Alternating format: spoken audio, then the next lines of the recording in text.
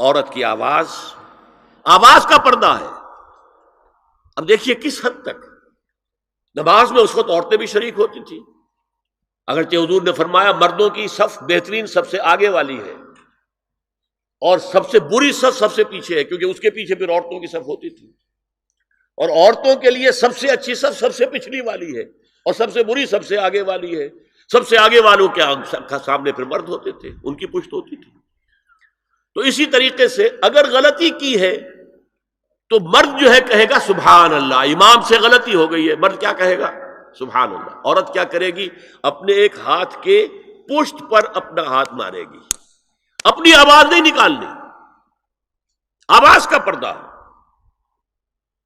چھونے کا پردہ یہاں تک ہے کہ حضور نے کبھی کسی عورت سے ہاتھ نہیں ملایا، اور آپ جب بیعت بھی لیتے تھے تو بس زبانی الفاظ کہلوائے اور کہا ٹھیک ہے بیعت ہو گئی، یا ایک کپڑا پکڑا، اس کا ایک سرا اپنے ہاتھ میں دوسرا سرا اس خاتون کے ہاتھ میں، یا ایک تشت کے اندر پانی بھرا، اس میں ایک طرف اس نے انگلیاں ڈال لی اور ایک طرف حضور کی انگلیاں، لیکن مسافر لا اسافر النساء۔ ایک دفعہ ہوا بھی کہ بعض خواتین نے جب بیعت کی ہے تو پھر انہوں نے ہاتھ آگے بڑھایا مسافر کے لیے، حضور نے فرمایا انی لا اسافر النساء، میں عورتوں سے مسافرہ نہیں کرتا۔ اسلام میں پردے کتنے ہوئے؟ پہلا پردہ 4 دیواری، گھروں میں رہو، یہ پہلا پردہ ہے۔ جیسے ڈیفنس لائنز ہوتی ہے نا فوج کی، یہ فرسٹ ڈیفنس لائن، سیکنڈ ہے، تھرڈ ہے، پہلی کو عبور کر کے کوئی آ جائے تو سیکنڈ ہے، سیکنڈ سے گزرے تو پہلا پردہ 4 دیواری، اس میں محرم آئے گا۔ اب دیکھیے اسی پر ہماری تہذیب استوار ہوئی، اسی پر ہمارا آرکیٹیکچر بنا، گھر ایسے بنے کہ مردانہ علیحدہ زنانہ علیحدہ، چھوٹا آدمی ہے تب بھی بیٹھک علیحدہ، بیٹھک باہر سے کھلے گی اور پھر ڈیوڑی سے ہو کر پھر گھر کے اندر جائیں گے، مرد آئیں گے تو یہاں بیٹھیں گے، اندر نہیں جائیں گے، اندر تو صرف وہی جائیں گے جو محرم ہے، ابدی محرم۔ دوسرا پردہ ستر، گھر کے اندر جو محرم آ گئے ہیں ان کے سامنے چہرہ تو کھلے گا، باقی جسم کا کوئی حصہ بھائی بہن کا نہیں دیکھ سکتا، اور باپ بیٹی کا نہیں دیکھ سکتا، بیٹا ماں کا نہیں دیکھ سکتا۔ یہ ستر، عورت پوری کی پوری عورت ہے۔ عورت کہتی ہے چھپانے کی چیز کو، عورات النساء، عورتوں کی چھپی ہوئی چیزیں جن پر ظاہر نہیں ہوئی، لم یظہروا علی عورات النساء، ابھی تک ہم نے لفظ پڑھایا ابھی۔ تیسرا پردہ ہے چہرے کا پردہ، یہ ہے غیر محرموں سے، اور جب کہ گھر سے باہر نکلنا ہو اس کے لیے سورہ احزاب میں نے کہا تھا گھر سے باہر کا پردہ، چہرے کا پردہ وہ غیر محرموں سے ہے، اور گھر سے باہر نکلے گی تو غیر محرم سامنے آئیں گے۔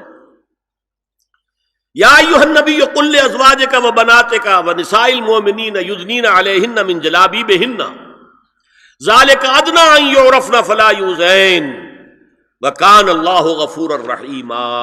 اے نبی صلی اللہ علیہ وسلم کہہ دیجئے اپنی بیٹیوں سے اور اپنی بیویوں سے اور مسلمانوں کی خواتین سے۔ اب دیکھیے یہ سورہ احزاب ہی میں ہو رہا ہے، شروع میں یا نساء النبی سے بات چلی، استیزان بھی صرف نبی کے گھر میں داخل نہ ہو اذن کے بغیر، آگے چل کر سورہ احزاب ہی میں عام بھی کر دیا، قل لازواجک وبناتک ونساء المؤمنین، کہہ دیجئے اپنی بیویوں سے، اپنی بیٹیوں سے اور اہل ایمان کی خواتین سے، یدنین علیہن من جلابیبہن، کہ وہ اپنے چہروں کے اوپر اپنی جلباب کو لٹکا لیا کرے، چہرہ چھپ جائے۔ اب اس کی تفسیر میں چاہتا ہوں کہ آپ کو جو مختلف مفسرین نے کی ہے وہ آپ کے سامنے میں رکھوں۔ حضرت عبداللہ ابن عباس نے اس آیت کی جو وضاحت فرمائی ہے اسے حافظ ابن کثیر نے اپنی تفسیر میں اس طرح نقل کیا ہے، اللہ نے مسلمان عورتوں کو حکم دیا ہے کہ جب وہ کسی کام کے لیے گھروں سے نکلیں تو اپنی چادروں کے پلو اوپر سے ڈال کر اپنا منہ چھپا لیں اور صرف ایک آنکھ کھلی رکھیں، دونوں آنکھیں بھی غلط ہیں۔ ہمارے ہاں برقع کیوں بنا تھا؟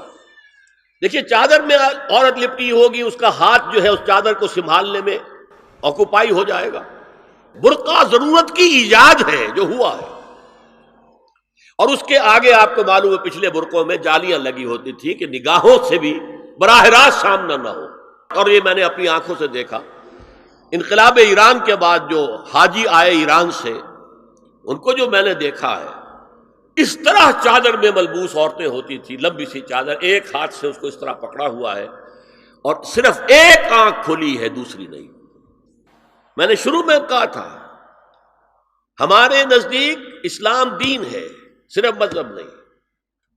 اسلام قرآن اور سنت دونوں پر مبنی ہے، صرف قرآن پر نہیں۔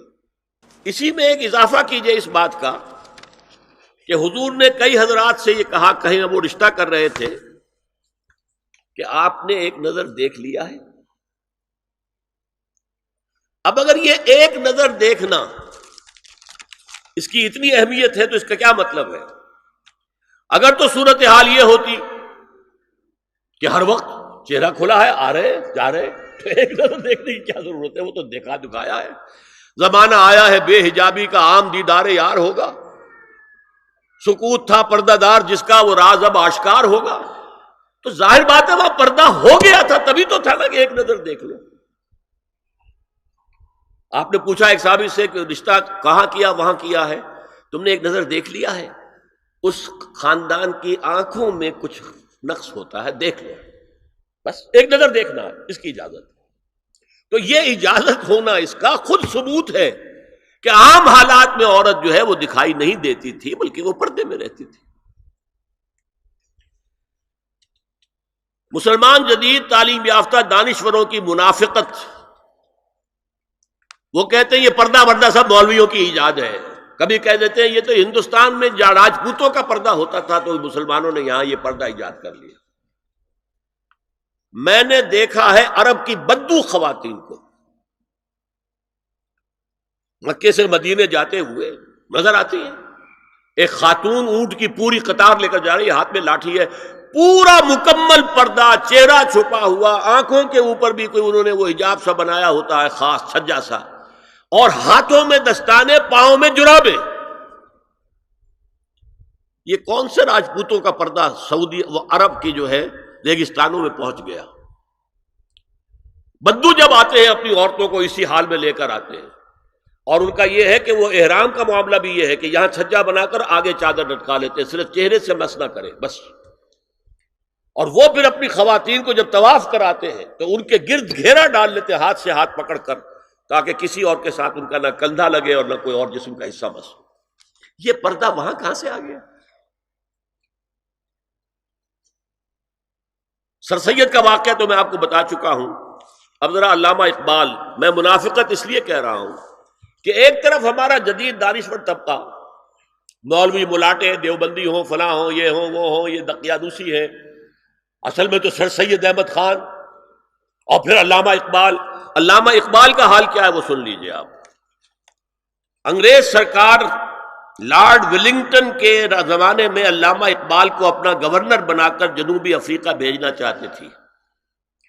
من جملہ دیگر شرائط کے ایک شرط یہ بھی تھی کہ تمام سرکاری تقریبات میں بیگم اقبال ان کے ہمراہ ہوں گی۔ علامہ اقبال نے یہ کہہ کر اس پیشکش کو ٹھکرا دیا، بے شک میں گناہگار مسلمان ہوں اور اعمال کے اعتبار سے مجھ سے بہت سی کوتاہیاں سرزد ہوتی ہیں، تاہم میں اتنا بے غیرت نہیں ہوں کہ محض ایک سرکاری عہدے کی خاطر اپنی بیوی کو بے پردہ کر دوں۔